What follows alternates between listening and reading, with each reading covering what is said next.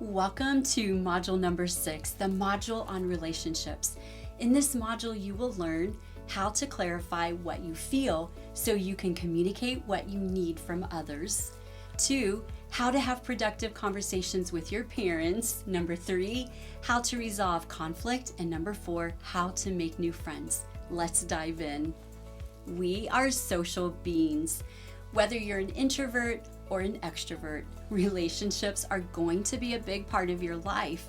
Even if you think you are going to live your life as a complete hermit, at some point there will be situations where you'll want to have the necessary skills that will help you feel equipped when interacting with other people. Let's learn a few of those skills now so you can connect with other people and have happy, healthy relationships. Do you remember back in the emotions module when we talked about the importance of identifying and labeling the emotion or emotions you are experiencing? I want you to use those 4 steps. Observe it, name it, feel it, and move through it to become clear on what you are feeling. You might be wondering, why is this important? As we interact with the people in our life, it helps us to be in tune with ourselves by noticing our emotions. When we are clear on our emotions, we can communicate what it is that we need from others. Have you ever been in a conversation and thought that the person you're talking to should just know what you're thinking or feeling? It's not fair that we put that responsibility onto others because honestly, none of us are mind readers. At least I don't know of any. The problem with this is that we often equate a lack of being able to read our minds to someone not liking us or loving us. We feel hurt, or we even put up what I call an emotional wall to protect ourselves, and that keeps us from having great relationships. When we put the responsibility on ourselves to communicate with others, we will have healthier relationships. And just a quick note about emotional walls. You'll know you're putting up an emotional wall when you just shut down emotionally, when you don't want to talk about something that is upsetting you, or when you are asked, "How are you?" and you share a physical response like, "I don't feel well," or "I have a headache," or you may even answer, "I'm fine," when in reality something is bothering you emotionally, but you just don't want to talk about it. Let's look at what it's like to have a productive conversation or conversations with your parents. I can't tell you how many times one of my clients, will share a story with me about how they don't know what to say when talking with their parents.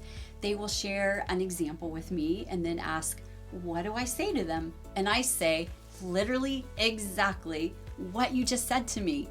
We tend to make communication harder than it needs to be. Let's talk for a minute about why we tend to refrain from sharing how we really feel with our parents. And here's a few reasons. Number 1, maybe you haven't felt safe or validated by your parents when you've shared something with them in the past. Number 2, maybe you are afraid of their response, knowing that what you are feeling doesn't fit in with their values or beliefs.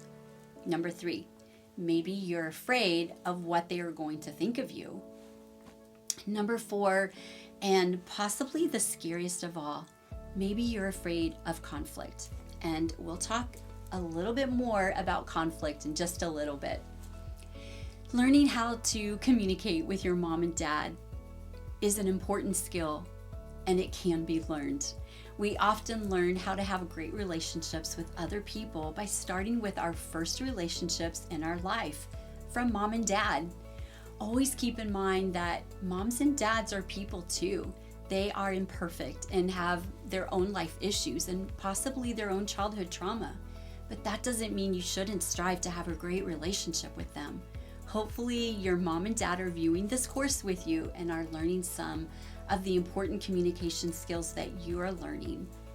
In the parent check-in of this module, I will help them help you. But for now, I want you to have an incredible relationship with your mom and dad, so let's talk about how you can achieve this. First of all, share how you feel with your parents on a consistent basis. We sometimes think our parents are too busy, and granted, some of them are at times, but don't let that keep you from sharing. It's our responsibility to educate the people we do life with by sharing, for instance, how our interests have changed or how we're feeling in this season of life. As a growing and evolving human being, it will feel good to communicate all the things you're learning about life and yourself with your parents. Number 2, be honest with your parents about the state of your emotional health. If there is something you're struggling with, it's important that your parents know so they can get you the help you need.